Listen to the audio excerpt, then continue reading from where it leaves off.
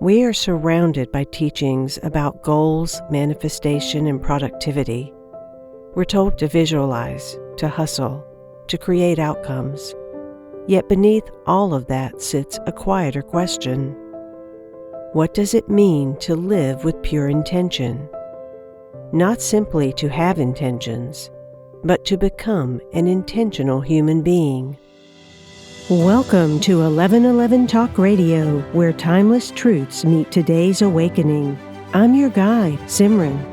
In the next 11 minutes and 11 seconds, we journey deep into ancient wisdom to ignite your presence, empower self-reflection, and awaken the wisdom within.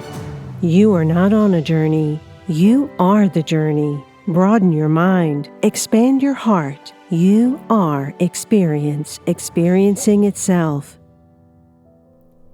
Welcome to 1111 Talk Radio. I am SIMRAN, and I am so delighted to have you back this week with me. I've got some exciting news. I've just released a new book, Pure Intention, 21 Days of Focus. And this is the first volume in a 33-book series titled The Pure Humanity Curriculum. What on earth would have someone sit down and write 33 volumes? Well, I was guided to. Spirit gave me a nudge and is giving me a very simple path that we can each follow to return to our humanity. We might think that we are all living in our humanity, but there's a higher version of humanity, pure humanity, that it is time for us all to rise into. Today's episode dips into that world of pure humanity and pure intention. That is less about doing and more about being. We are surrounded by teachings about goals, manifestation, and productivity. We're told to visualize, to hustle, to create outcomes. Yet beneath all of that sits a quieter question. What does it mean to live with pure intention? Not simply to have intentions, but to become an intentional human being, aligned with our true nature and in conscious relationship with the humanity we touch. This is not a conversation about performance. It is a conversation about presence, remembrance. When most people hear the word intention, they think of a desired result. I intend to get this job. I intend to buy that home. I intend to heal this pattern. Intention is often reduced to a mental statement, a preference of the ego, or a checklist of outcomes we want to see. But there is another dimension of intention, deeper, quieter, more sacred. That is what I call pure intention.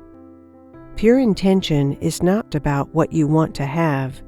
It is about who you came here to be. Prior to your conditioning, prior to the stories handed to you by family, culture, and religion, there was an impulse. Your soul made a choice. It said yes to this incarnation, to this body, to this time. That yes carried a tone, a subtle reason, a sacred curiosity, a desire to experience and express certain qualities of being. Perhaps it was compassion, perhaps courage, perhaps deep listening, or the reconciliation of opposites, or the remembrance of unity in diversity. Pure intention is that original tone. It is the seed of you. When we live from pure intention, we are not simply trying to arrange our lives to look a certain way. We are allowing that original tone to shape how we move, how we speak, how we relate, how we serve. This is very different from the mind pushing toward a result. Pure intention is the soul expressing itself through the architecture of human life. Imagine that your life is a temple, not a static building of stone, but a living temple made of breath, relationships, choices, and presence. Every thought you entertain, every word you speak, every action you take is like a brick or a beam in this temple. Over time, you build the atmosphere you live in. Within this temple, there are 3 key chambers, 3 temples nested within the larger one: the mind temple, the heart temple, the humanity temple. The mind temple is where you hold images and beliefs about yourself and the world. It is the space of analysis, language, planning, and memory.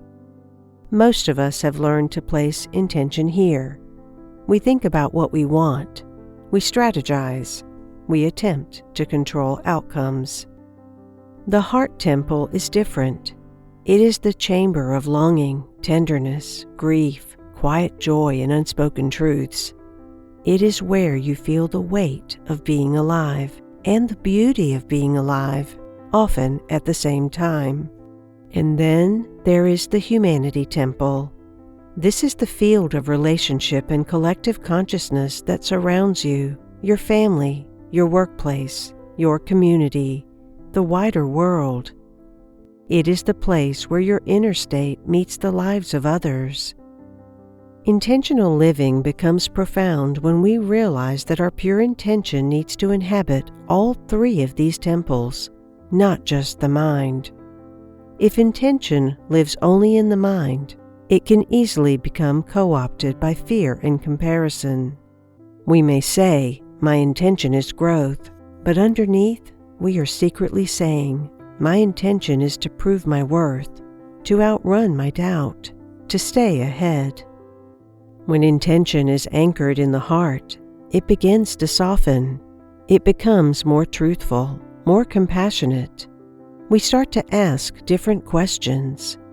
What is genuinely alive in me? What is ready to be acknowledged or released? How can my intention honor my own tenderness and the tenderness of others? And when intention extends into the humanity temple, something beautiful happens. We stop asking only, "What can I get?" and begin asking, "How can my presence be a blessing? How can my focus, my clarity, my way of living support not only my personal story, but the unfolding of those around me?" In this way, pure intention becomes architecture, a way of shaping inner and outer space so that the tone of the soul can breathe. Living from pure intention does not mean that life will become predictable.